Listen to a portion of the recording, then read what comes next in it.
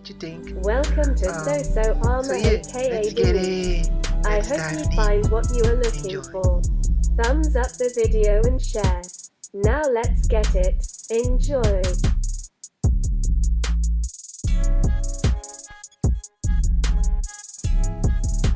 At the time of the council, he was the confidant of the emperor in all church matters.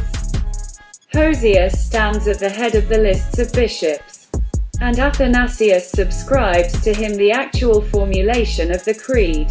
Leaders such as Evstathius of Antioch, Alexander of Alexandria, Athanasius, and Marcellus of Ancyra all adhered to the Homoousian position.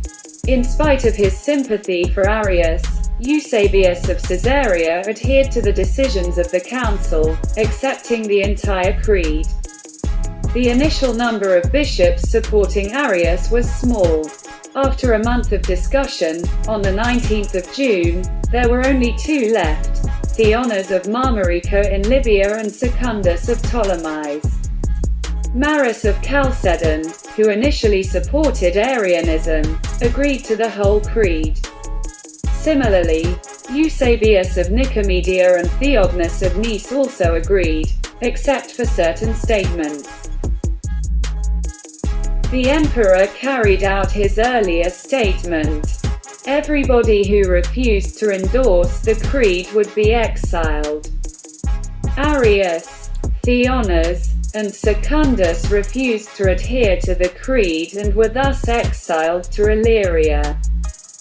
In addition to being excommunicated, the works of Arius were ordered to be confiscated and consigned to the flames, while his supporters were considered as enemies of Christianity. Nevertheless, the controversy continued in various parts of the empire. The creed was amended by the First Council of Constantinople in 381.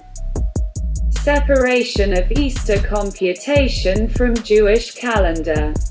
The Feast of Easter is linked to the Jewish Passover and Feast of Unleavened Bread, as Christians believe that the crucifixion and resurrection of Jesus occurred at the time of those observances.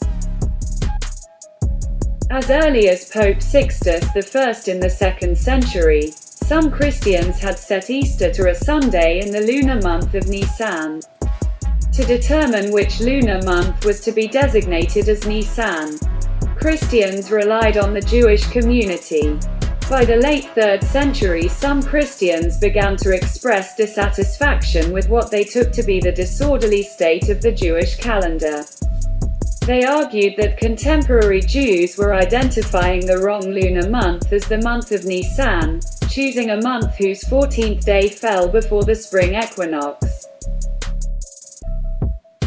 Christians, these thinkers argued, should abandon the custom of relying on Jewish informants and instead do their own computations to determine which month should be styled Nisan. Setting Easter within this independently computed, Christian Nisan, which would always locate the festival after the equinox. They justified this break with tradition by arguing that it was in fact the contemporary Jewish calendar that had broken with tradition by ignoring the equinox, and that in former times the 14th of Nisan had never preceded the equinox. Others felt that the customary practice of reliance on the Jewish calendar should continue, even if the Jewish computations were in error from a Christian point of view. The controversy between those who argued for independent computations and those who argued for continued reliance on the Jewish calendar was formally resolved by the Council, which endorsed the independent procedure that had been in use for some time at Rome and Alexandria. Easter was henceforward to be a Sunday in a lunar month, chosen according to Christian criteria, in effect, a Christian Nisan, not in the month of Nisan as defined by Jews. Those who argued for continued reliance on the Jewish calendar called proto-Paschates by later historians, were urged to come around to the majority position.